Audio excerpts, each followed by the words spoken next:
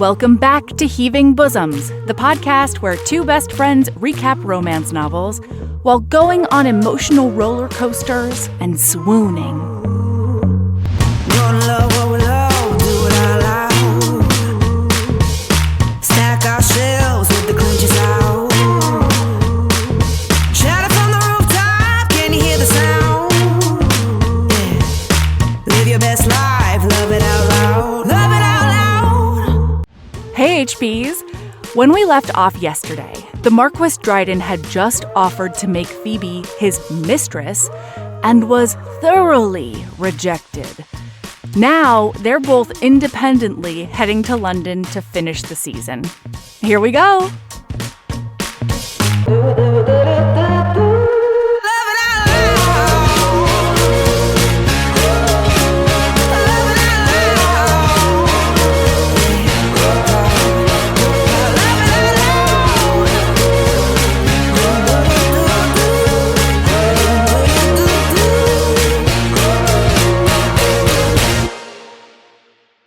So the next morning, after she runs away from his mistress proposal, she is at the breakfast table and she gets an invitation from those twins to come and stay with them in London for 2 weeks and like go to their parties and stuff and like wear their dresses because they know that she's poor and she doesn't have any.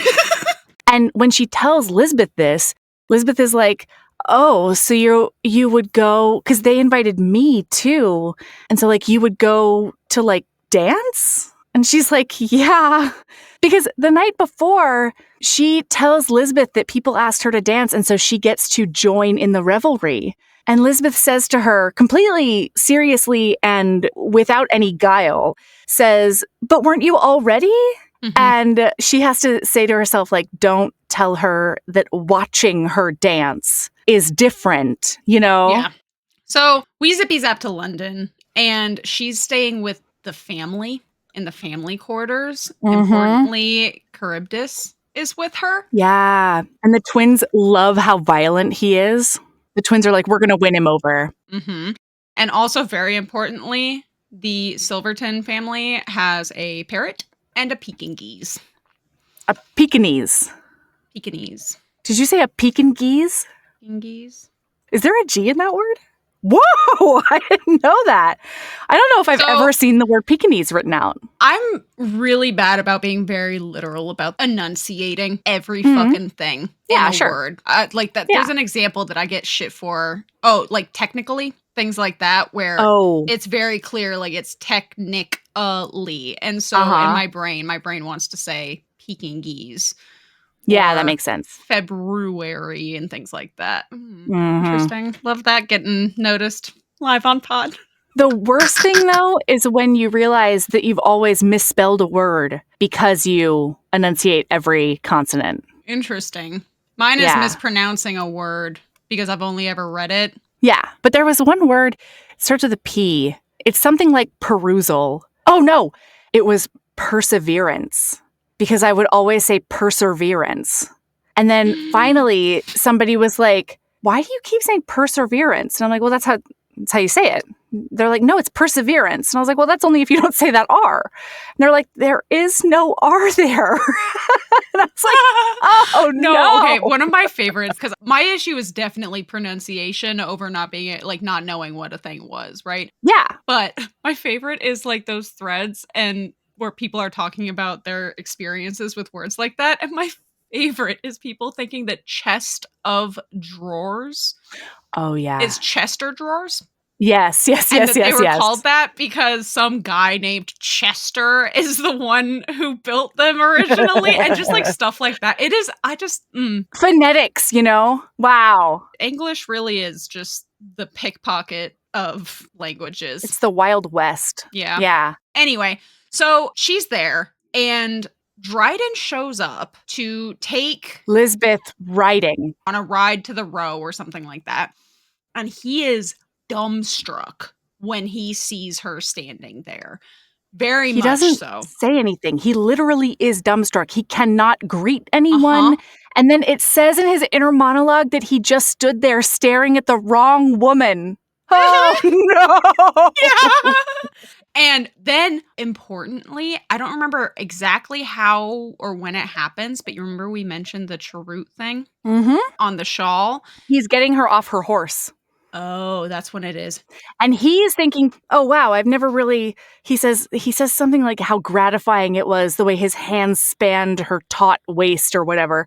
And then he's like, oh, shit, she's a woman. She's not just a prize. Yeah, I'm kind of ashamed of myself that I haven't really been thinking of her as like a flesh and blood woman. And so he's like grazing her body down his, and he's looking deeply into her eyes to be like, I bet we could be sexy together or whatever. And then she freezes, and he thinks that he's like offended her or scared her or done something wrong. And she says, what do I smell? And he says, it's my specialty brand of cheroots that only I smoke. Oh, no. So we zippy-zap to the first ball. Wait. I'm so sorry. This was the other time when I knew that Lisbeth is a snake. Because she looked at him and she says, oh, okay, the next time I smell that, I'll think of you. Oh, my God. So now we're at a ball. Sorry. We zippy-zap to the ball, and Waterburn and DeAndre, they're best friends with the twins, by the way. So we see a lot of them coming up. Yeah. And they basically prostrate themselves on the ground in front of her. And they're like, please dance with me, please. And she's just having a good old time because as far as she's concerned, she's just a part of the friend group now. And so she and the twins are like jokingly like, oh, should I dance with them? And she ends up with them on her dance card. And then she ends up with a deluge of invitations to the dance floor. Yeah, her dance card's full. And she thinks to herself, like, it doesn't matter where my life goes after this. I will keep this dance card for the rest of my life. Oh my God. And also in her head, while she's thinking that, she's like, maybe I shouldn't go to Africa. Yeah, like maybe there is a place here for me in England. Her biggest thing is that she's just always wanted to belong. She's never belonged anywhere. And so Dryden can't stop himself from going up to talk to her. And of note, she says to him, have you noticed something, Lord Dryden? All of the forelocks? Oh, yeah. Everybody in the fucking room has a forelock now. Even the old dudes. It says as long as they have enough hair, even they're pulling their forelocks down. And he says to her, what I like best about you, Miss Vale, is how you remind me of all my finest hours. And she's like, I was there for them. And he says, perhaps because you were the cause of them, which is a lot of layers of meaning because they've also noticed that people are purposefully flinging their dance partners, dropping to the ground, jumping back up, and continuing to dance. Yeah. They've started this new way of waltzing. And she says, what should we call that move in the dance? Should we call it the illicit kiss or the Dryden? And he's just like, kill me now. So he asks her if she'll dance with him, and she looks at him and she's like, actually, my dance card is full. She's like, it's the most astonishing thing. All the gentlemen seem to want to dance with me, maybe because I'm new. And he says, no, it's because you're beautiful and special. And then this is when the whim thing happens about all of his future basically being set out. Well, so no, because this is very important. So we talked about how she's always wanted to belong. And she says, do you see the trouble? And here it was, I thought you set the fashion, Lord Dryden. It seems that fashion has outsmarted you. You would set me up in a house in London and make love to me and visit me whenever you can. But you never would have asked to dance with me at this ball because I never would have been invited. All I've ever wanted is to belong somewhere. And if I became your mistress, you would take that away from me forever. And he says, it isn't true. Think of all of the things that I would give to you. And she's like, no, because now you can dance with me because it's socially acceptable and everybody wants to dance with me. And oh my God, he gets angry. He's frustrated. And he's like, what would you have me do? I have never been dishonest with you. You knew what my plans are. And you're right that our lives are very different.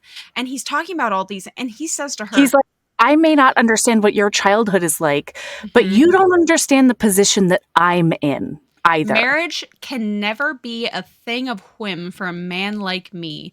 My family history, my legacy, the people who rely on me. These are not small things. They are the root of my life.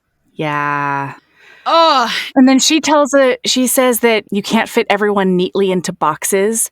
And then he says, "Oh, is that so?" He gave a short, sardonic laugh. "I cannot tell you how much I appreciate my continued education at your hands, Miss Vale. But here is the thing you, in all of your cleverness, fail to recognize.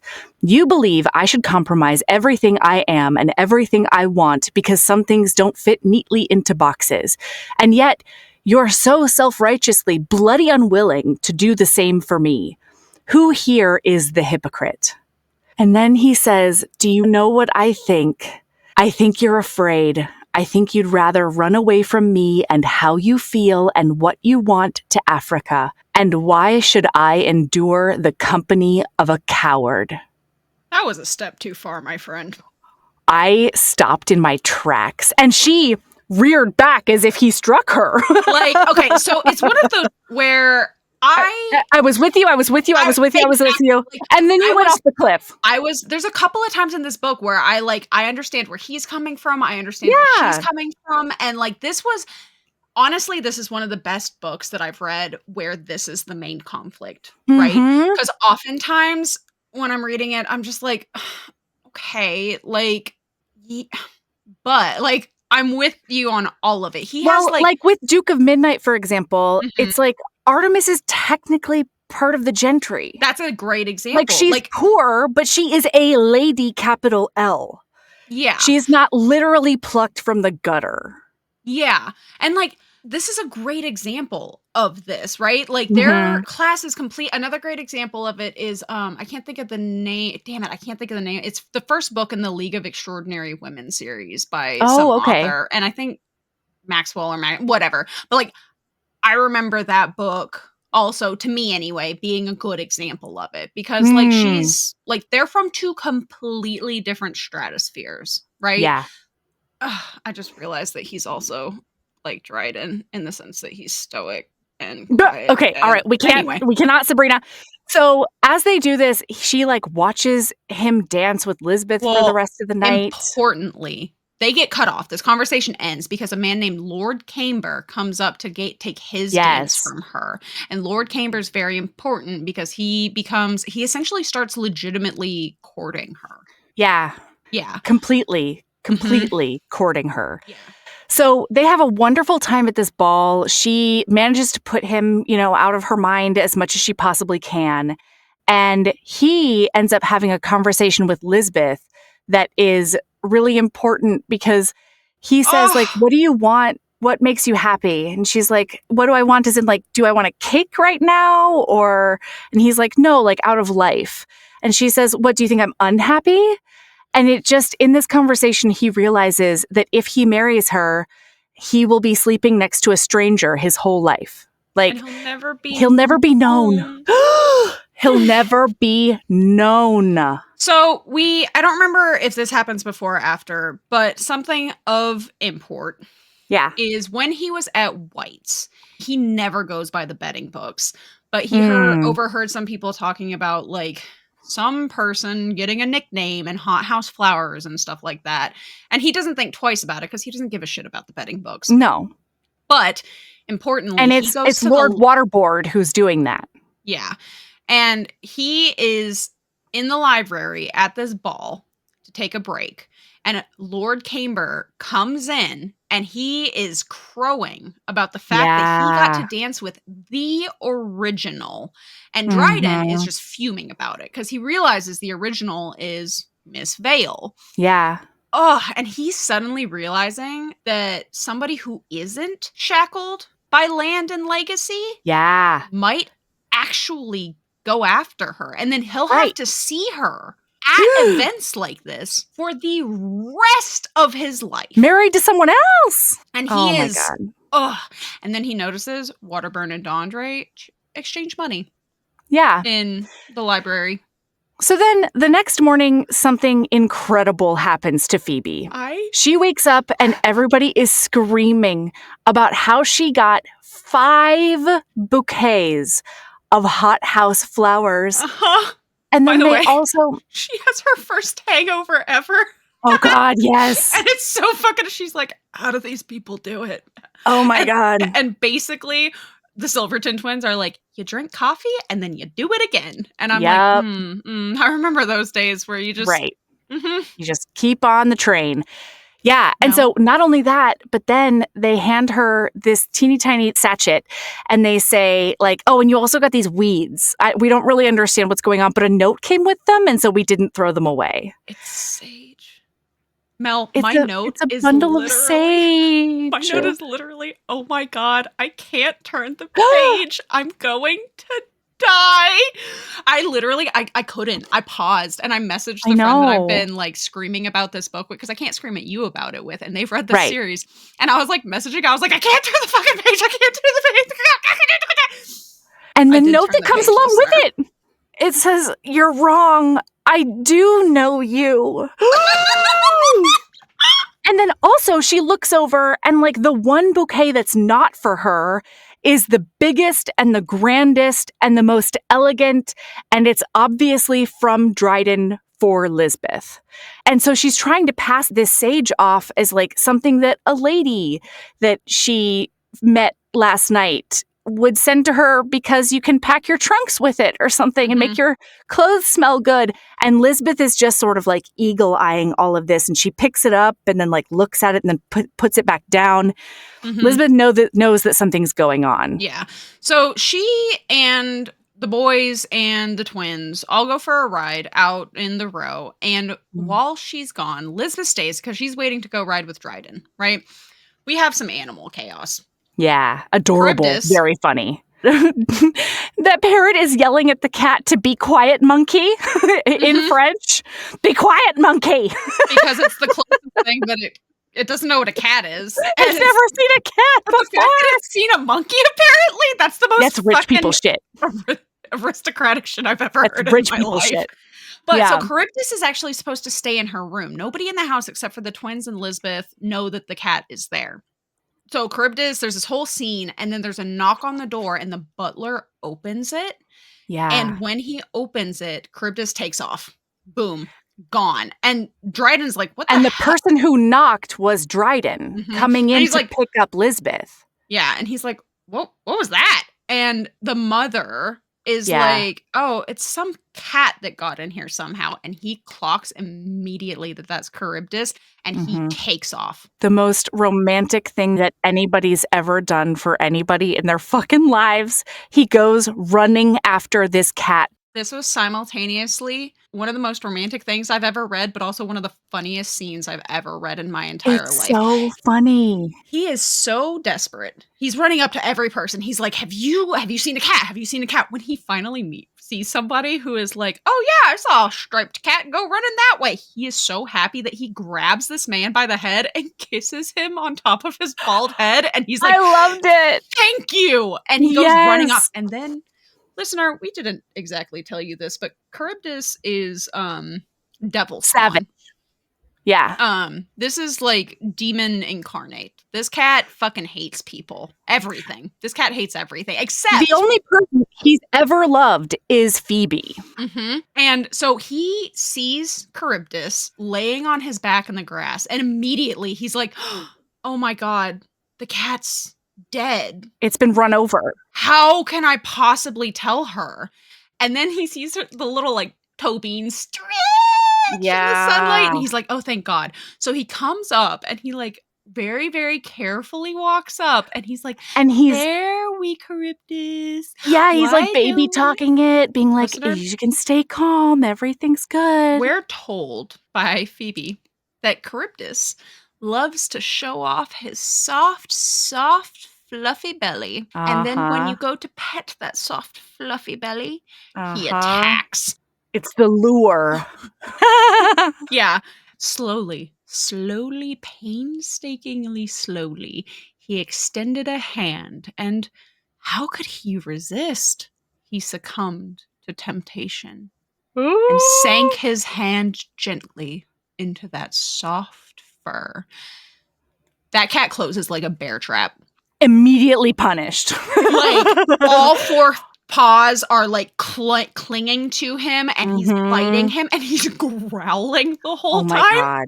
And it says, growling Jules like a demon. Screamed like a woman. And like, now there's a crowd of like working folk surrounding him, and they're like hollering. They're like, "Oh, get him, puss puss! I've got a $5 on the gov. My blunt's on the wee puss." It is freaking hysterical. And he's like, "Will any of you help me? Just help me." And they're like, "Well, you see, lordship, we don't know what you're trying to do."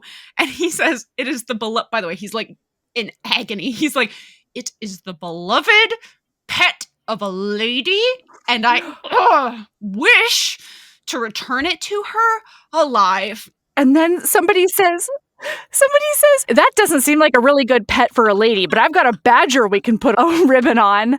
Oh my God. Oh my gosh. So he bribes them with money, and three of them successfully get the cat unattached. And now he's holding it like a goddamn football, right? Like with the little feet out underneath his arms. And one of the guys who helps, he's like, "You know what? Keep your money, dude. I'm right with God right now, and that is a demon. So, like, I'm not going to take your money because I want to go to heaven."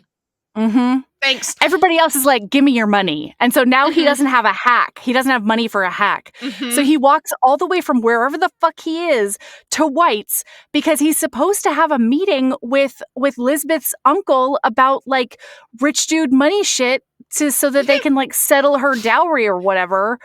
Oh my God. He walks into White's with the cat. By the way, the entire time he's been walking there, Charybdis is like yodeling. And he walks in, and Waterburn walks up and he's like, "Oh, handsome beast, how much did you pay for it?" And he's like, "It's surprising what can be had for no cost at all, Waterburn. Why don't you pet it?" And like the cat obviously does not let. By the way, the funniest part is when he walks in, Charybdis has been yodeling the entire time, and when they walk into White's, Charybdis goes dead silent and just looks around for all intents and purposes as if he was a prospective member who found the place haunting.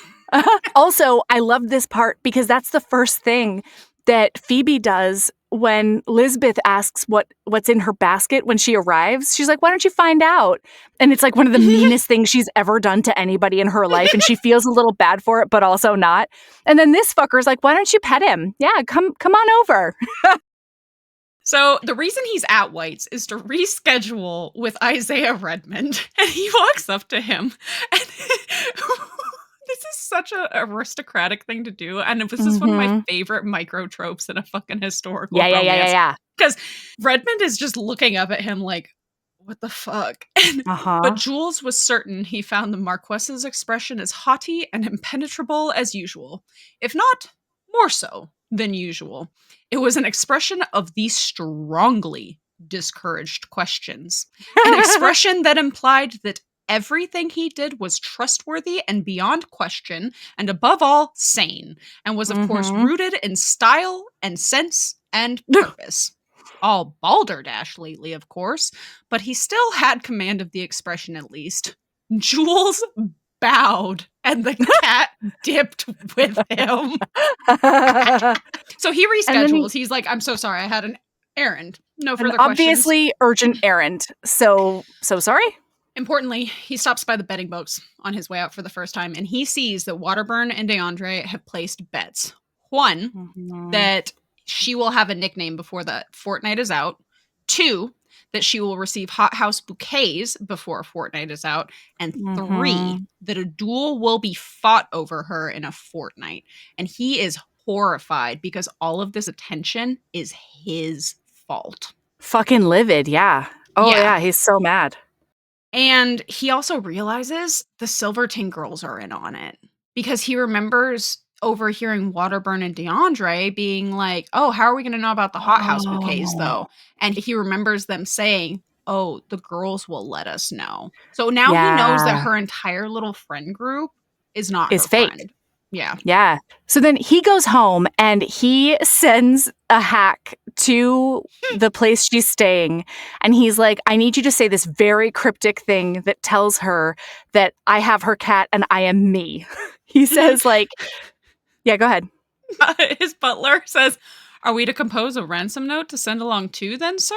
Would you like to sign it, or shall I spend some time cutting out letters from the newspaper and affixing them to a sheet of foolscap? And he says, how much am I paying you to be witty, my lord? And he says, not nearly enough, my lord. So this guy shows up and he's like, I have a message for Miss Vale and only Miss Vale. And the twins are like, ooh, I'm Miss Vale. And he's like, I'm not paid enough for this. And he's like, I'm here. Okay, fuck it. I'm here to share a message, something about humidors and a cat. Yes. And she clocks it immediately. Humidors. Because she's been distraught, by the way. And nobody can understand that she's legitimately distraught. And then Lisbeth, that fucking bitch. Oh my God. She comes downstairs and she's like, what has happened? And Phoebe's like, my cat is gone. And Lisbeth goes, oh, well, a maid must probably have a maid left your door open. And then turns and makes eye contact with her. And Phoebe knows that this bitch left the door open so that Charybdis would get out. And Lisbeth says, I hope someone finds your cat. You'd best, Phoebe says. Best. Gratifyingly, Lisbeth paled and dropped her eyes. If nothing else, she wanted Lisbeth to worry about sleeping under the same roof with her. Yeah, she's had this cat since she was 10. And he's been the only constant in her life since she was plucked out of St. Giles. So she gets in the hackney. She goes over there. She goes running up the stairs. The butler just is like, go up. It's like the first door on the left or whatever. Also take this St. John's wort because he got torn up by that cat. And so she goes running up and like ignores that he's there, picks up her cat, and he looks at her and he thinks to himself, I put that joy there. I did that for her. And that is what is most rewarding for him. Yeah. Oh, this was very poignant. Yeah. Because Charybdis, the little asshole, is now like curled up around his leg. And she's like, go ahead. He likes his back rubbed. And he says, the creature inflicts grievous wounds upon my person and expects me to forgive it. And she says, I expect a lot of creatures inflict grievous wounds and expect forgiveness. Yeah. Oof. So she's in his bedroom now, notably. She's in his bedroom. She puts the cat back down or whatever, and he's like circling his feet, like you said. And he's like, okay, well, are you going to help me with all of my injuries? And she calls his bluff. He takes off his shirt and she calls his bluff and goes over and she starts putting the St. John's wort on his arm and then on his chest. And he is like, okay, do whatever you want, Phoebe. Specifically, at one point, while she's touching him on his chest, and you, like you said, he's like, do what you want. She has her hands up like near his face, and she puts a hand to his cheek because he looks at her. He turned to her with something like bemused entreaty on his face. Save me from myself.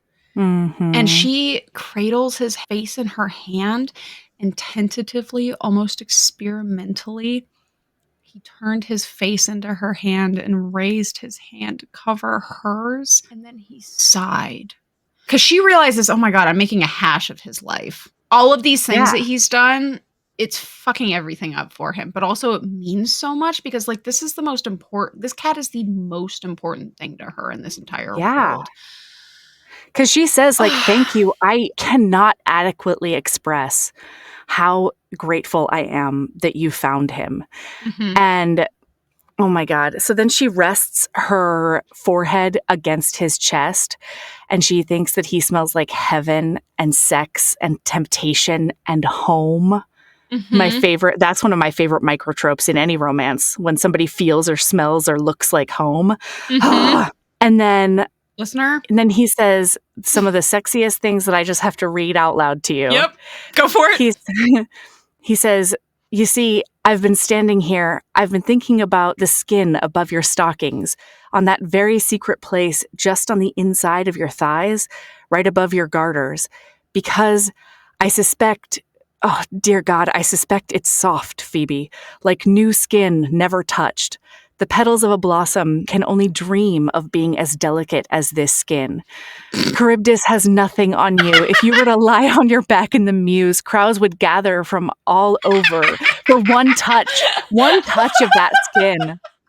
And he says, and I think right now, deep between your legs, you're wet, Phoebe, from wanting me, from imagining me touching you, licking you just there.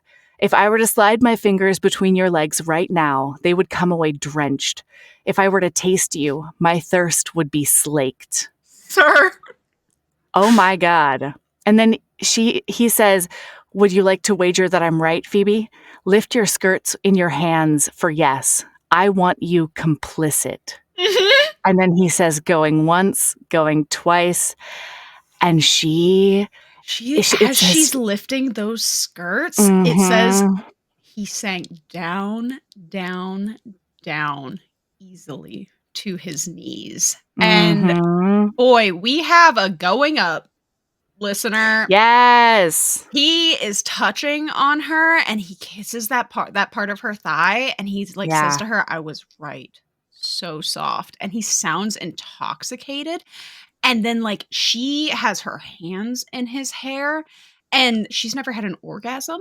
Yeah. And so she has no idea what's coming for her, as he is literally being a cunning linguist. There we go. There we go. Yeah. One of my favorite parts of this, though, is that as he's doing this, because he has to, like, sort of help hold her up. But one of my favorite parts of this is that the text says something to the effect of they learned together the rhythm that she liked and like what she needed, right? Because she's sort of grinding on him as well. Uh-huh. And like they're figuring it out together. Mm-hmm. How to give her first orgasm. And it's just so gorgeous. Oh my God, it was beautiful. And then she comes and he's like holding her up, and it was really wonderful. And then he basically tells her, like, I would kill to make love to you right now. Yeah. And she says no. Yeah. And he's like, what? Why? And she's like, because that was incredible, but nothing has changed. Yeah. But I do need listener to know that she Han Solos him hard, because he says, I should love nothing more than to make love to you, Phoebe. And she says, I know. She does that a couple of times in this book. Honestly, so this is one of those scenes that sets this book apart for me from a lot of historicals that have this exact same plot, right? Because this is not a unique plot, right? If you read historical, you've read this. Yeah. It's not a unique premise. Times. Yeah. But the fact that and we see it in her head. Most of these scenes are happening from her point of view. Right. We see her wanting desperately, right, to agree to this, to just throw all of her wants, all of her dreams, all of these things out the window, and she still says no. Nothing has changed. Like, well, there's I want to do it in this moment, but it's ultimately not going to be healthy for either of us. And then he says, if you knew how I felt when he stopped himself, because what just happened here was only a hint of how it could be. It could be unbelievably good between us. I know. You see, I've experienced these things, whether you want to hear about it or not, and I've never wanted like this. Never. It's never been this explosive with anyone else. And she thinks, wanted? Loved, you fool, she wanted to tell him. That was the entire reason for the bruise and the cat and the desire. I know, was all she says. And then he says, it sounds like you're patronizing me. And she shrugs. At one point, he looks so desolated that she thinks to herself, all she wants to do is to go comfort him. But then who would comfort her? Yeah. And like that moment with her was so, it was so poignant, you know? This whole scene was heartbreaking. All like the push and pull between them is heartbreaking because at one point he goes up to her and he's like, I know that you want me. Yeah. Me. Like, you want me. Not the legend, not the tabloid figure, not the most fashionable bachelor, not him for his station, not him for his money, not him for any of that. She just wants him. Him at his core. So he asks how long until she leaves for Africa. And she says 2 weeks. And he is like, okay, are you actually going? And she says, there's nothing keeping me here. And that's when his face shudders. Yeah. He and just he says, like turns off. Okay. And in her monologue, she's thinking to herself, if he had just said one more thing, there were so many things that he could have said beyond accepting this that would have made me stay. Yeah. And he did. I was so like, he didn't. And then we have like a little montage-y thing, right? Where it's been a week. She's enjoying her belle of the ballness. She's only seen him 3 times across rooms. They haven't interacted. Yeah. She avoids him like crazy. And Phoebe and she's about to go to her last ball. She's too fucking good for this world. Like, she's too sweet because before this last ball, this is the ball where historically every year some engagement is announced. And the talk of the ton is that it's going to be Lisbeth and Jules. While Phoebe's sitting there listening to the twins and Lisbeth talk about how he's going to be proposing tonight, she is heartbroken. Dying inside. But in truth, she knew a brief surge of happiness. Jules would get everything he'd ever lived for to date. She knew he would take pleasure in that, in duty, in completion, in history, in the lands restored to him, even though she could never understand it. And then she can't bring herself to look at Lisbeth because she can feign indifference, but not if she was forced to look the death of her dream in its blue, blue eyes. Wow, Julie. Wow. Ma'am. I have some words. We need to talk, Julie. Oh my God. So she never told anybody who the benefactor was that saved Charybdis. But at this ball, Waterbard starts putting different pieces together and he realizes that Dryden is the one who saved this cat. And so he asks Lisbeth to dance so that he can drop a few hints and needle her a little bit. And as they're dancing, you know, he tells her like, oh yeah, he showed up with a cat the other day at White's. And like, I think 8 people are going to have cats tomorrow or whatever, which is true, but also didn't happen. He didn't say that. So he tells her all of this. And then she can't keep it together.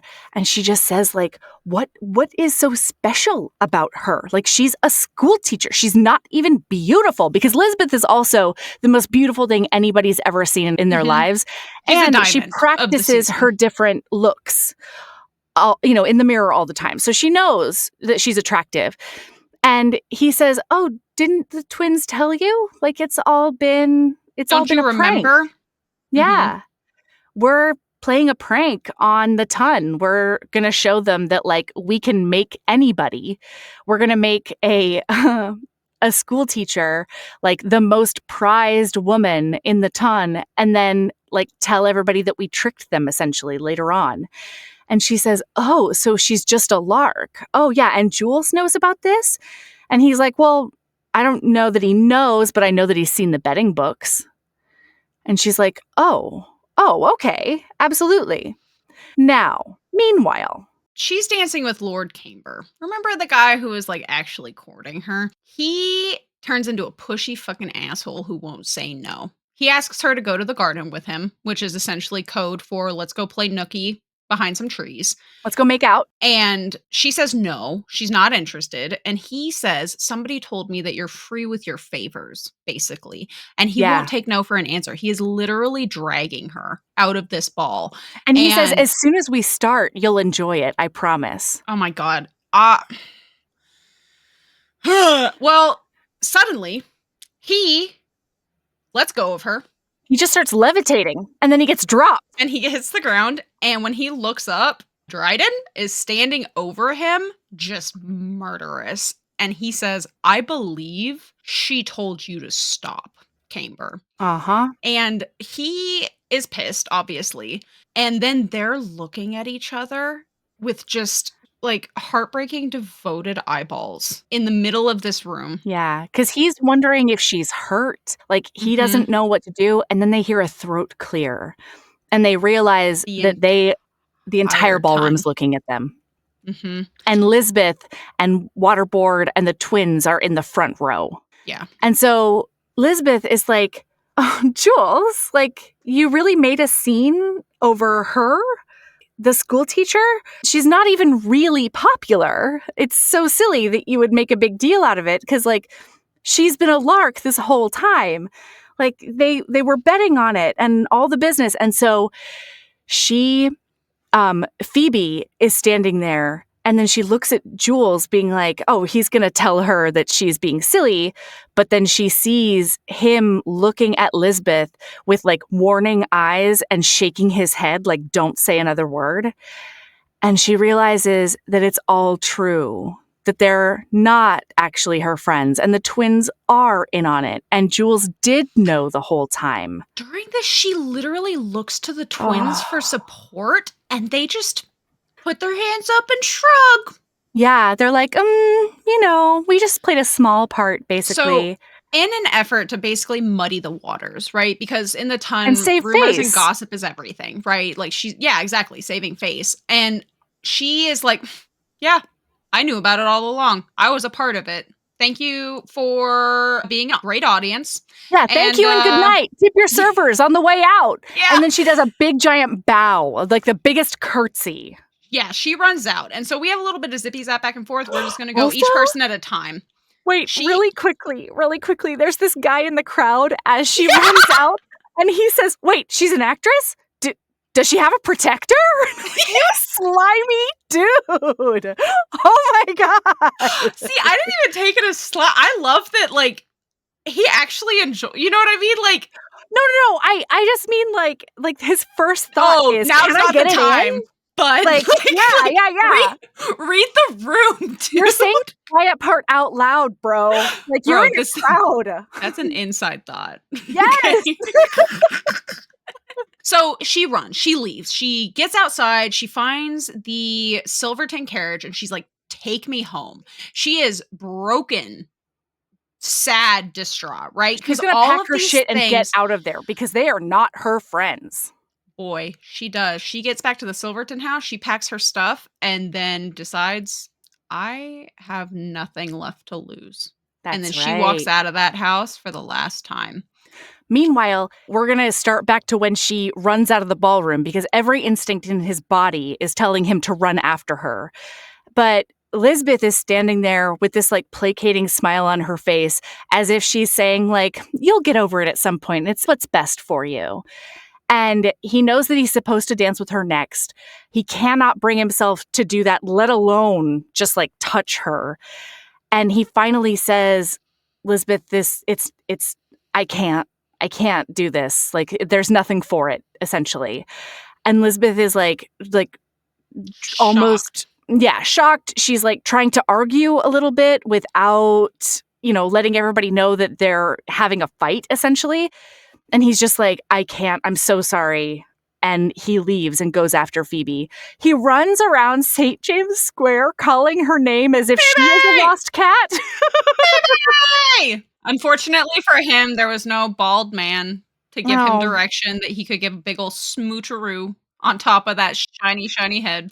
Yeah, and she is not in the mood to show her belly and have strangers rub it. It's not what she's in the mood for at all, frankly. So he goes home. This was so cute. He goes home and he's miserable. And he's just staring at a decanter of brandy in his office. And he's like, is now the time that I become somebody who throws things when I'm mad and upset? Like all my mistresses do. You start throwing things. So he is pouring himself a brandy and then ding dong. And he goes to the front door because his butler is asleep. And she's there. She's there. Big old pelisse that is importantly buttoned all the way up her throat. Yes. And a pelisse is like a house robe, right? Is that what a pelisse is? Is that? Come on, man. You said it as if you had so much authority. So from context, I've always thought of a pelisse as like a fur-based cloak. Oh, okay. Oh, it's like a coat. Lined. Okay, hold on.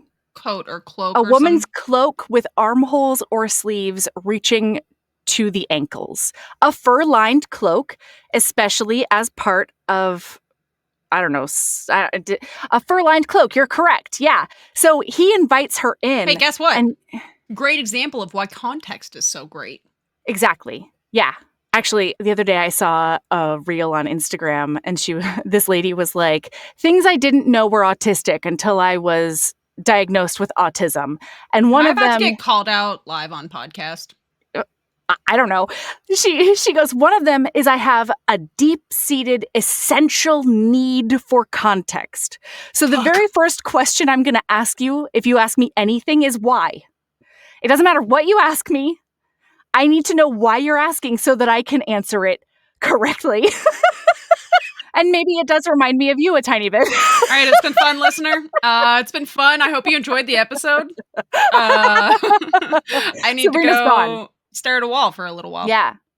So Phoebe, he says, why are you here? Like, I'm really glad you're here, but why are you here? By the way, just future reference, Mel. When you see shit like that, and if you think to yourself, that's a little Sabrina. Little Sabrina. You're more than welcome to send it to me. My friend literally just the other day sent me something on Instagram and was like, she's not autistic. And she was talking, she was like, I almost made a group chat with you and blank. Blank is my other friend on the autism spectrum. And she was like, I almost made a group chat just so I could send you all of the autistic memes that I find. And I was like, why didn't you? That sounds amazing. And because she is hysterical and I love her, she says, I couldn't think of a funny enough group name. So if you have any suggestions, listener, for a funny name for a group, because I want that group to be made, but I know she won't just accept me saying like funny meme group to call my friends out, Yeah. Anyway. Yeah. So she walks in and she just is putting stuff she's putting her belongings down and she's unbuttoning her clothes. And she's like, you knew the whole time. You knew.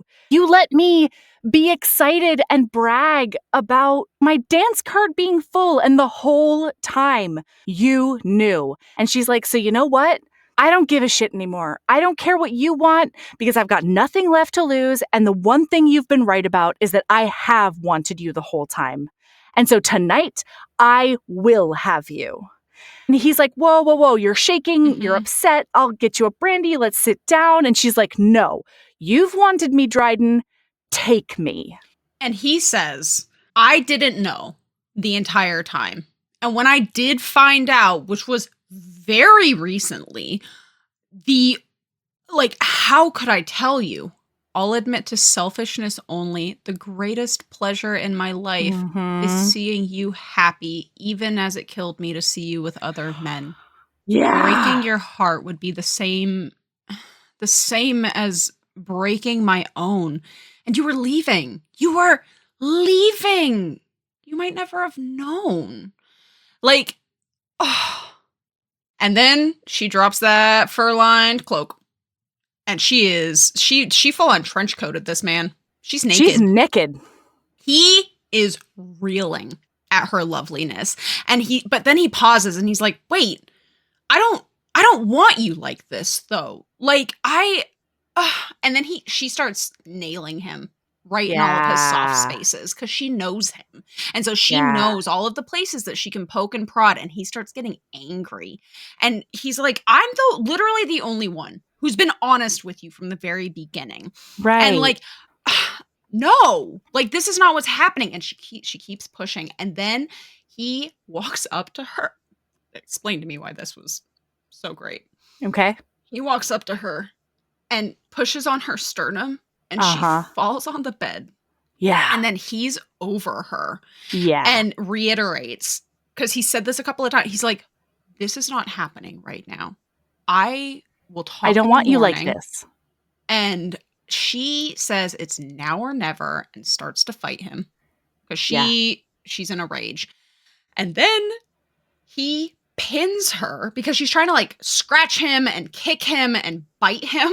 Like she's feral. And he pins her hands above her head and he's like, stop. This is not happening. Tonight, we will talk in the morning. We will fix this. We will figure it out. And she leans up and kisses him. She's like, no, fuck that and fuck you. And then she tells him to pleasure her. Mm-hmm. This is what I want. And my note is, it's on TM. Yeah. And it is rough and sexy and primal. And they are going at it. He's like sucking and biting. And she's like scratching on him and all of these things. And in my head, in the back of my head, I was thinking to myself, so this is hot. But like, I really didn't want it to happen like this. It's not, you know what I mean? Need. I was like, this would be like, this is a great scene, right? It's hot, it's fun, it's great. But like, oh, I was so sad. And Julianne Long knew that. And he's about to like stick it in, and then he hesitates, and she's like, go on. And he's like, his breathing was like bellows. No, he choked. I said yes, no, not like this. And then he like grabs her and rolls over so that she's laying on top of him.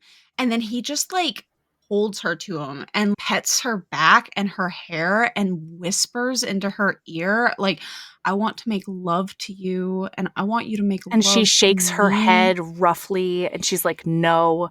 She says, I want you to make love to me. And she's fighting tears, obviously. And then he just soothes her.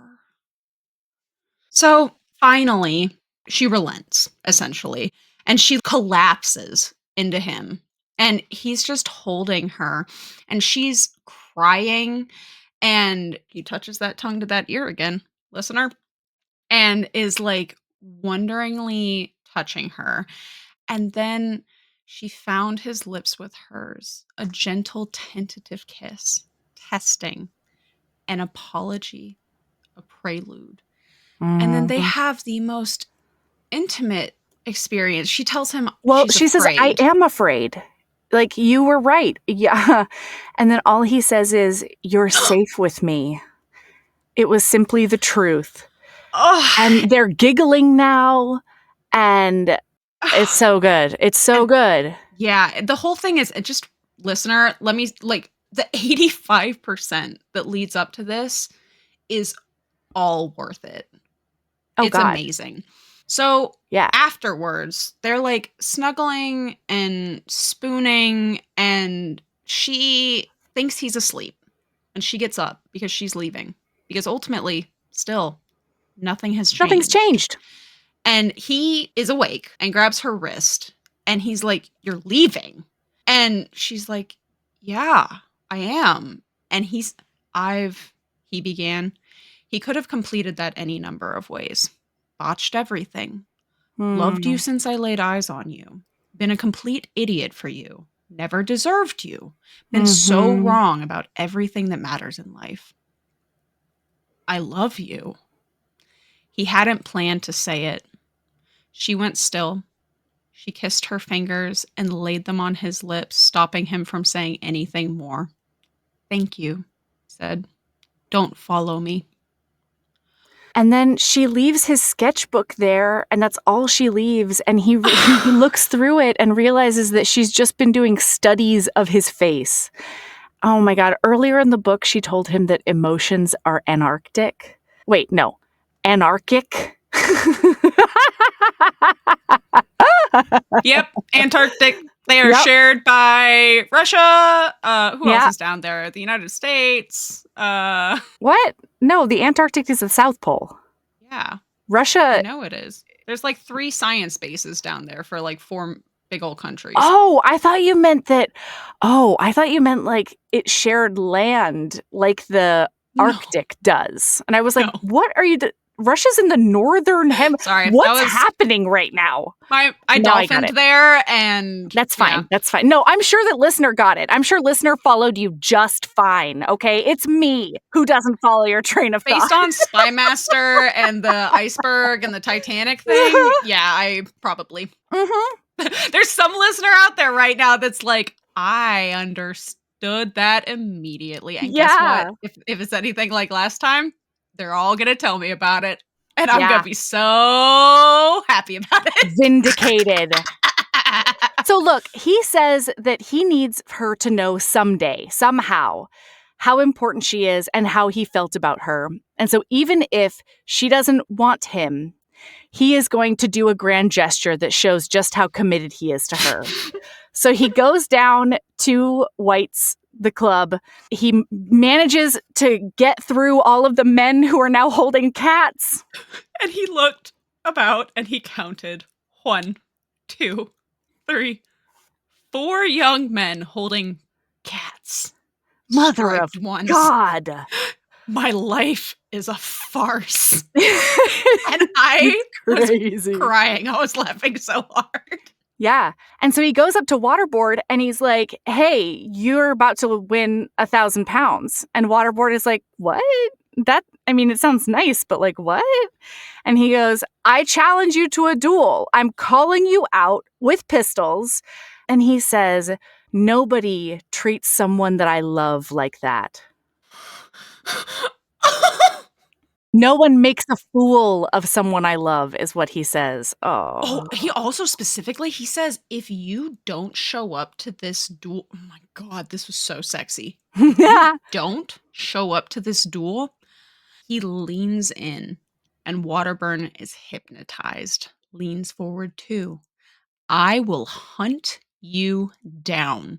You will never have a moment's rest until I have satisfaction, and I cannot vouch for whether I'll take that satisfaction honorably.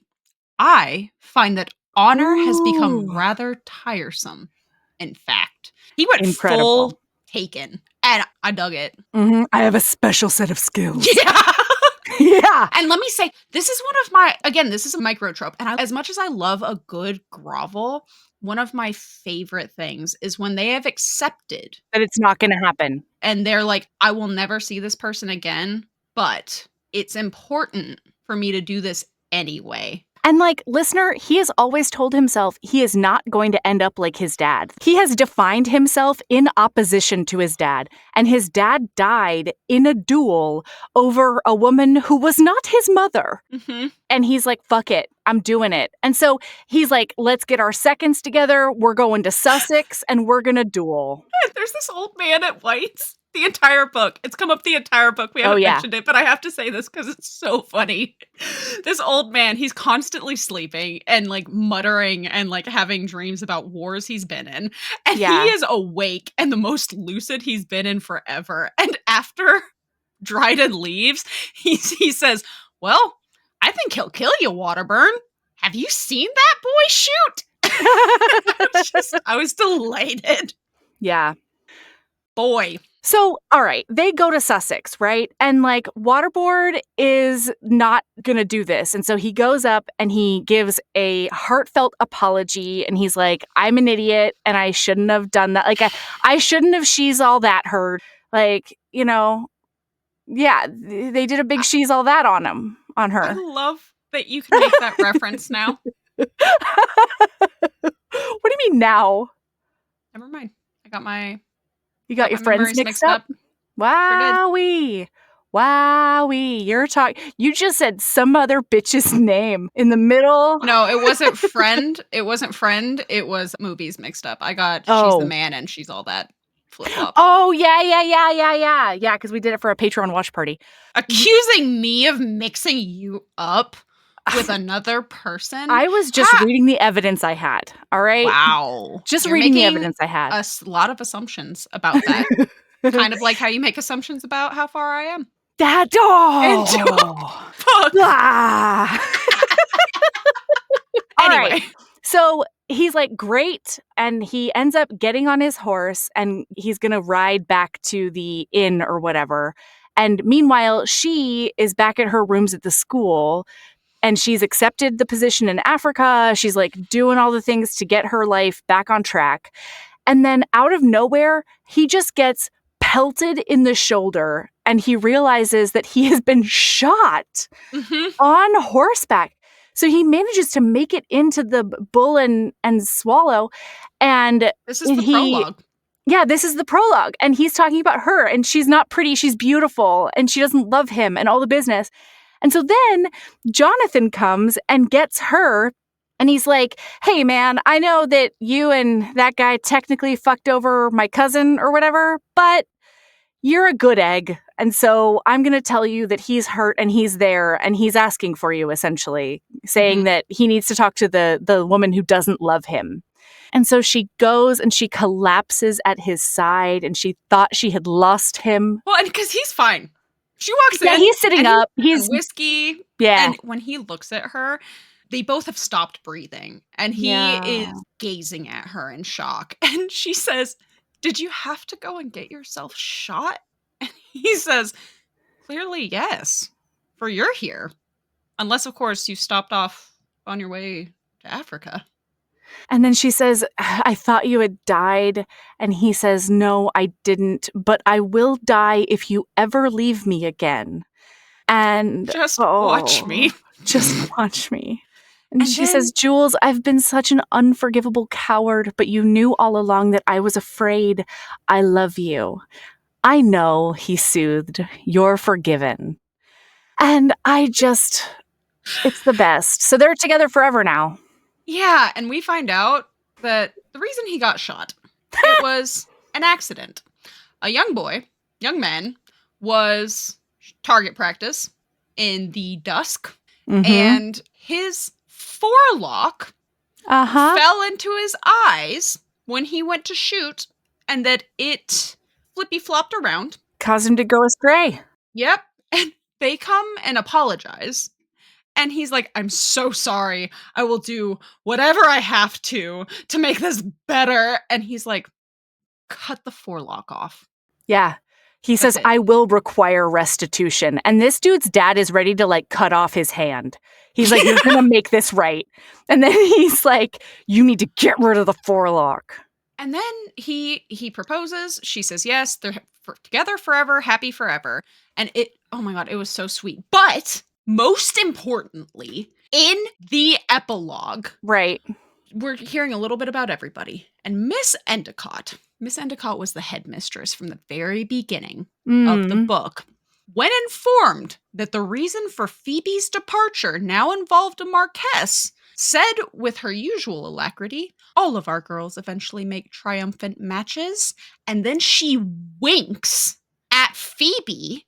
And Phoebe is like, did Miss Endicott matchmake me from the beginning? Oh, shit. Because she thought it was so weird at the beginning of the book. She's like, I can't believe that I'm considered so on the shelf that I can just wander around the building alone without a chaperone with a man.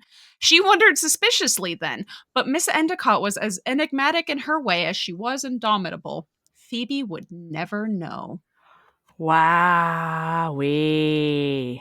And then, listener, the final part of this book, I just have one last quote for you. Yeah. Because he is thinking about how lovely she is and how everybody is, like, it's impossible to, not to melt in the rays of her radiant happiness. And then at night, Charybdis slept beside them. And when he allowed the Marquess to pet his belly, well, Jules's happiness was complete. Oh my God. That's the most perfect final line for this book. It absolutely is. I don't think that the epilogue is in the audiobook. Yeah. I didn't know any of that. And I thought it ended rather abruptly. It ends when she answers his proposal.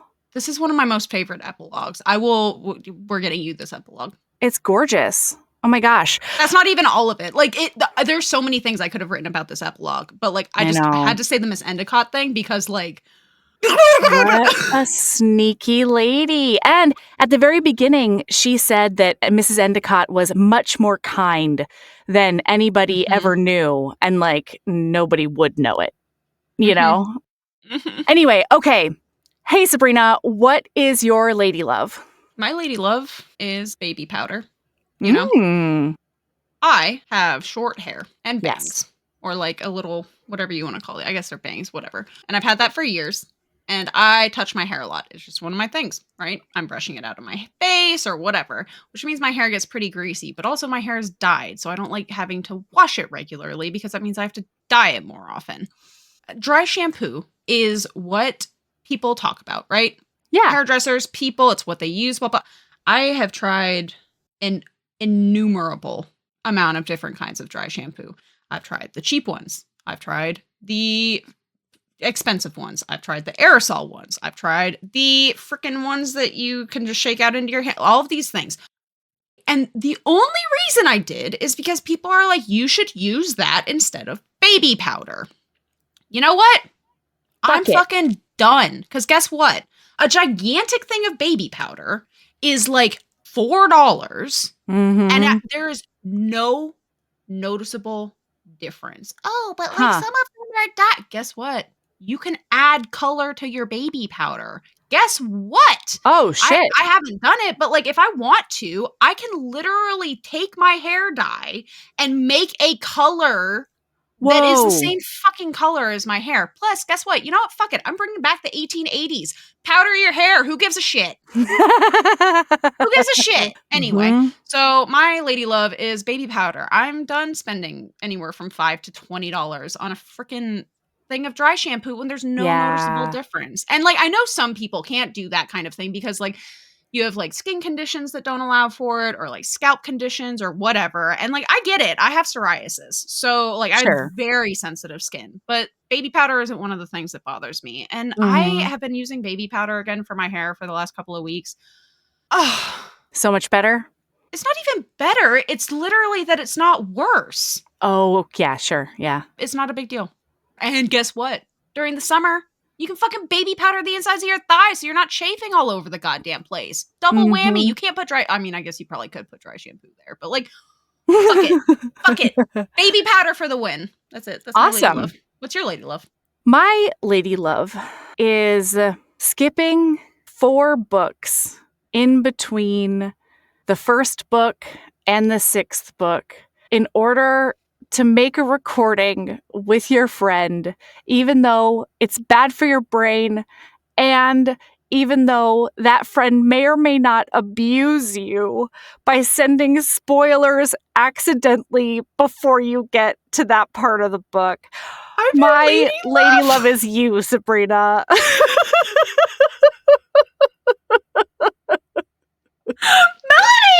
Melody!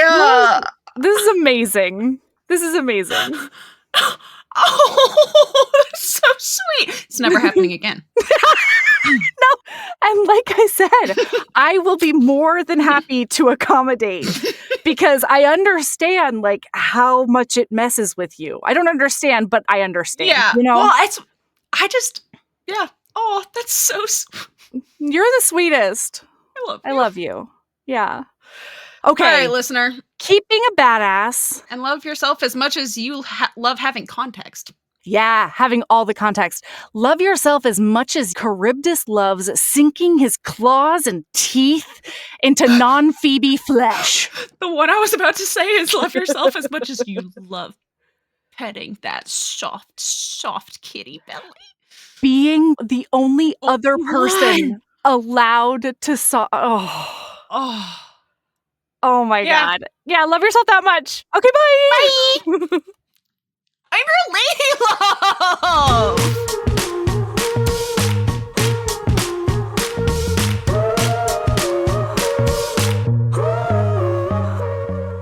All right, we're going to be back next week with The King by Nana Malone. Heaving Bosoms is produced by us, Melody Carlisle and Sabrina Bradley. Editing is done by me, Melody Carlisle. Our theme music is by the incredible singer-songwriter Brittany Fonts, and our art is by the ultra-talented author Kate Pryor. If you like our show, remember to follow us on your favorite podcast app, rate us 5 stars, and leave a review. That one small action is a huge way to help the show. If you want to get in touch for advertising inquiries or anything else, you can email us at heavingbosomspodcast@gmail.com. If you want more of us, visit patreon.com/heavingbosomspodcast. You can also find us on Instagram at heavingbosoms, on TikTok at heaving_bosoms, and in our Facebook group, the Heaving Bosoms Geriatric Friendship Cult. We'll be back next week with The King by Nana Malone. See you Monday.